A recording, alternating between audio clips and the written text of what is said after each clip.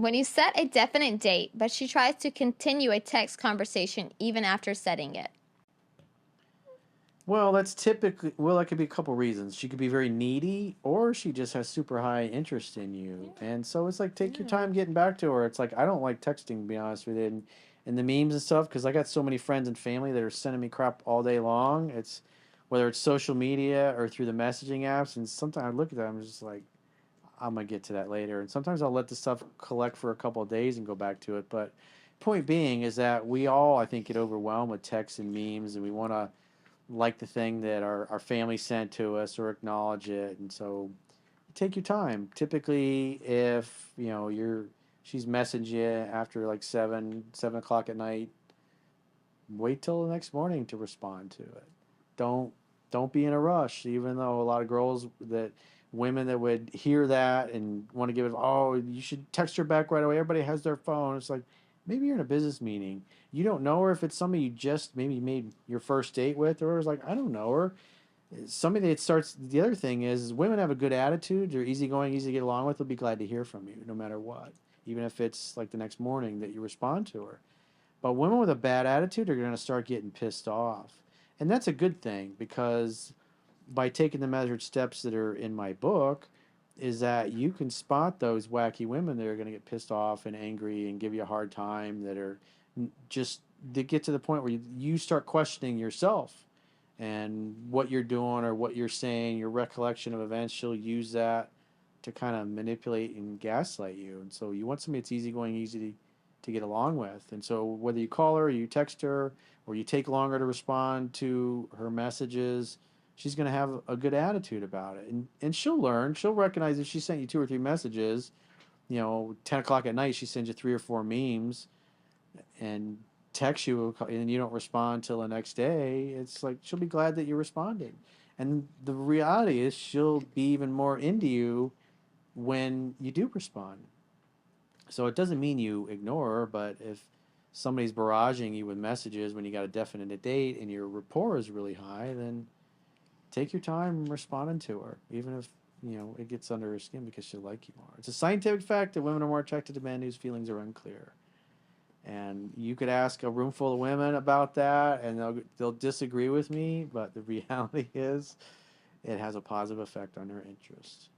It makes them like you more, because they're trying to get your attention, and it's frustrating them, and they're unable to.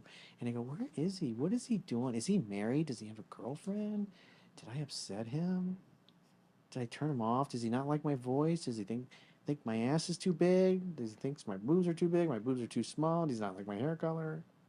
Did I have bad breath the other night?" I think it has to come naturally, though. Like, it can't be forced either. Like, if both the man and the woman have high interest in each other, there's nothing wrong with texting. Yeah, But I there's never said just there don't was. force it. Yeah, because the problem where guys run into is they start texting her a lot, and then they start trying to be cute and funny. And I'm sure you girls have had this experience. Guys try to be funny through text, and it ends up coming off it being really offensive, or because it can be easily misinterpreted. And so what happens is they participate with texting all the time, and then a few months into the relationship, it starts to taper off, and then they start taking their time, and then she gets mad, because then she feels like, you were really into me and now you're not anymore. And she's always getting angry and butthurt. And the reality is, the guy's like, he doesn't feel like he wants to text that much. And so if you do that in the beginning, you're always available 24/7. She's going to always expect that. It's going to train her that she can text you all hours of the day and night and you'll reply instantly. And if you don't, and you don't really participate very much other than to make dates and stuff, she'll kind of understand that you're not a big fan of texting, and she'll submit to you, and she'll be cool with it. I had a guy, I've talked about this before. I had a guy that I was in business with for a short period of time. And I remember we would be in a meeting. We had all the employees around the table. We're having this big, serious meeting.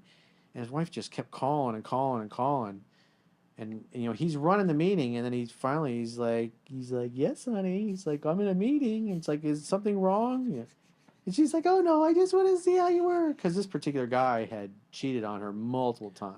Oh, that's why. So he's in an office full of beautiful younger women, and she, quite frankly, wasn't So very she's attractive. paranoid. She wasn't very She's attractive. paranoid. He cheated on her a bunch, lied to her a bunch, and the reality was she's just needy and insecure, blowing up his phone until he He literally stops the meeting to validate her. Wait, that sounds like me, but to my dad. That sounds mentally nerve-wracking, though. Am I really that needy? Dad, am I needy? I call you all the time when you're in meetings. What, you just keep dialing him back? Yeah, if he doesn't answer the first time, I'm like, what the fuck? Answer! Answer! And he's like, I'm literally in a meeting. Like, you're on speakerphone. I'm like, hi, everyone. Just wanted to make sure Dad's breathing. Okay, bye. And they're all like, your daughter is obsessed with you. I'm like, exactly. Does anyone else's daughter call them like that? Hopefully not. Hopefully.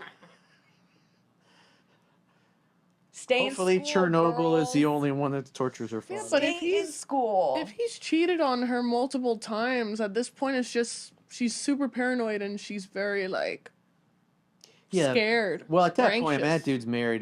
They had kids at the time, but point being is that if you're just like in this case, the email, they're just starting the date, and so if you text her a lot, then now you're stuck always being available to text her, and then inevitably at some point you're gonna back off and not be that available, especially when you're say you're 6 months down the road, whatever. You'll take your time, and then it'll send her into orbit, and it'll frustrate her and get her angry at you all the time. You never text me back. Hey, I take forever. You ignore my text. You're too good for me. Time, okay. And you get all.